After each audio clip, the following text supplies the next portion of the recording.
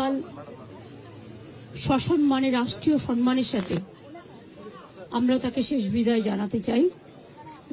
রাজ্যের জন্য বড় ক্ষতি। বাংলার মাটিতে বারবার ফিরে আসুন বুদ্ধদেব ভট্টাচার্য। প্রয়াত বুদ্ধদেব ভট্টাচার্যের বাড়িতে মুখ্যমন্ত্রী মমতা বন্দ্যোপাধ্যায়, সেখানেই শেষ শ্রদ্ধা জ্ঞাপন করলেন তিনি। আগামীকাল প্রাক্তন মুখ্যমন্ত্রীর শেষ যাত্রা, কিন্তু আদিবাসীদের অনুষ্ঠান থাকায় সেখানে থাকতে পারবেন না মমতা। তাই এদিন দুপুর 12:15 নাগাদ পাম অ্যাভিনিউয়ের বাড়িতে পৌঁছে যান তিনি। বুদ্ধবাবুকে শেষ শ্রদ্ধা জানানোর পাশাপাশি তার পরিবারের সঙ্গে কথা বলেন, সমবেদনা জানান। এরপর প্রাক্তন মুখ্যমন্ত্রীর সন্তান সুচেতন ভট্টাচার্যকে পাশে নিয়ে স্মৃতিচারণা করেন মমতা। পিস ওয়ার্ল্ডে নিয়ে যাওয়া হবে এবং সেখান থেকে পার্টি যেভাবে সিদ্ধান্ত নেবে সেইভাবে বাদ করবেন এবং ওনার দেহদান করা আছে। আমরা সরকারিভাবে আজকে রাজ্য সরকার ছুটি ঘোষণা করে দিয়েছি, আজকে ফুল ডে ছুটি থাকবে এবং আগামীকাল সসম্মানে রাষ্ট্রীয় সম্মানের সাথে আমরা তাকে শেষ বিদায় জানাতে চাই গান স্যালুটের মাধ্যমে। এবং আমি রবীন্দ্রকে এটাও বলেছি, আপনি পার্টির সাথে কথা বলুন, পিস ওয়ার্ল্ডে না রেখে যদি আপনারা ভাবেন যে কারণে পিস ওয়ার্ল্ডে রাখা হচ্ছে, বডিটা ইমবাইম করে রাখলে 72 আওয়ার্স ইনট্যাক্ট থাকে, সেক্ষেত্রে আপনারা রবীন্দ্র সদনেও রাখতে পারেন, নন্দনেও রাখতে পারেন। সেখানে অনেক মানুষ আছেন যারা দেখতে পারেন, কারণ শেষ দেখা তো সবাই দেখতে চায়। এবং তারপরে দল যা সিদ্ধান্ত নেবে, বিধানসভাতেও নিয়ে যেতে বলেছি, স্পিকার সাহেবও ফোন করেছিলেন ওনাদের। কাজেই উনি দীর্ঘদিন বিধানসভার জনপ্রতিনিধি ছিলেন, মুখ্যমন্ত্রী ছিলেন, লিডার অব দ্য হাউস, এবং তাছাড়াও অনেক ডিপার্টমেন্টের মিনিস্টার ছিলেন দীর্ঘদিন। কাজে ওনার মৃত্যুটা রাজ্যের পক্ষে একটা বড় লস। ওনার সাথে আমার অনেকবার কথা হয়েছে, দেখা হয়েছে। উনি যতবার হসপিটালে ভর্তি হয়েছেন আমরা দেখতে গেছি এবং সবসময় উনি সুস্থ হয়ে ফিরে এসেছেন, এটা আমাদের কাছে বড় প্রাপ্য ছিল। ওনার মৃত্যুর বয়স হয়তো হয়নি, কিন্তু যেহেতু ওনার একটা প্রবলেম ছিল, শ্বাসকষ্ট হতো। আজ সকালেও বৌদি বললেন যে ব্রেকফাস্ট করেছেন, ব্রেকফাস্টের পরেই শ্বাসকষ্টটা হয়ে হঠাৎ চলে গেছেন। কাজে আমি তার পরিবারবর্গ, মীরা বৌদিকে, সুচেতনা তার সন্তানকে, আমার দলের সকলকে, সিপিএম দলের, বামফ্রন্টের সকলকে সহ নাগরিক সকলকেই আমাদের শ্রদ্ধা এবং সমবেদনা জানাচ্ছি। ওনার জীবনে অনেক কন্ট্রিবিউশন আছে, সেটা ডিটেলস আলোচনা এখানে করার জায়গা নয়।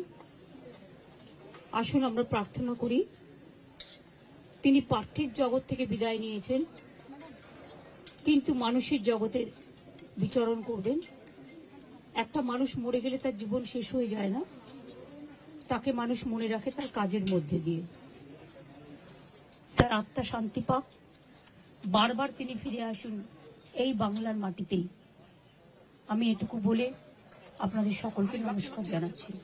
আজকে আমার ঝাড়গ্রাম যেতে হবে, যেহেতু আমার ঝাড়গ্রামে কালকে ওয়ার্ল্ড ট্রাইবাল ডে প্রোগ্রাম করা আছে। না গেলে ওরা সেন্টিমেন্ট নেবে, না হলে অন্য প্রোগ্রাম হলে আমি ক্যান্সেল করতে পারতাম। আর এই খবরটা শুনে আমি এতটাই টেন্স হয়ে গেছিলাম, দেখুন হাতটা পুরো ঘষে গিয়ে পুরো গলগল করে রক্ত বেরিয়েছে। তার মধ্যে আমি নিজেই মানে কিরকম একটা লাগছিল। ফলে আমি এখন বাড়ি ফিরে যাব, ওখান থেকে তারপরে কিছুক্ষণ বাদে চান টান করে তারপরে আমি ঝাড়গ্রামে যাব। আমি ফিরাদ হাকিম, সিপি, ডিজি, সিএস সকলকে ইনস্ট্রাকশন দিয়ে গেলাম এবং ববি আর অরূপ সারাক্ষণ থাকবে, টোটাল টেক কেয়ার করবে।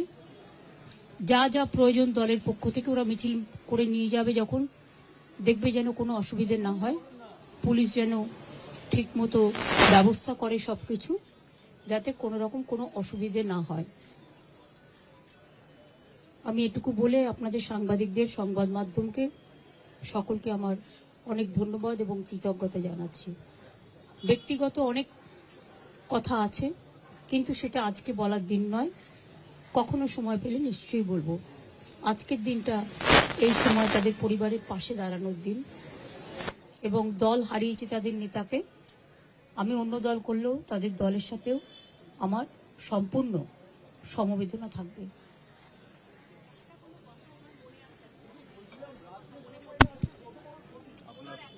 না, আমি যখন আসতাম, যতদিন তিনি ভালো ছিলেন, তিনি অনেক গল্প করতেন, অনেক কথা বলতেন, সেগুলো ব্যক্তিগত লেভেলে।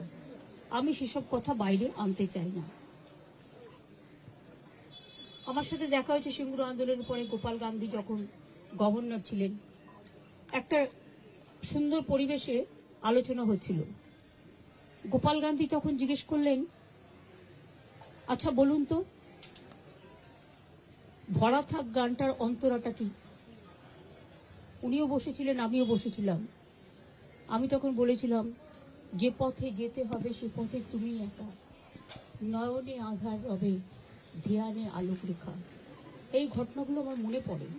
92-তে যখন দাঙ্গা হয়, আমি ছুটে গিয়েছিলাম মহাকরণে, আমার কিছু দরকার আছে কিনা সাহায্য।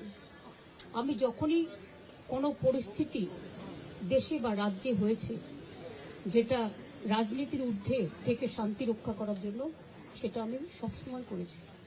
এবং আপনাদের সকলকে বলবো, যেভাবে শান্তি রক্ষা করছেন আপনারা, সেইভাবে শ্রদ্ধার সাথে শোক জ্ঞাপন করুন। আপনারা দেখছেন ইউএন লাইভ, বাংলা খবরের শেষ কথা।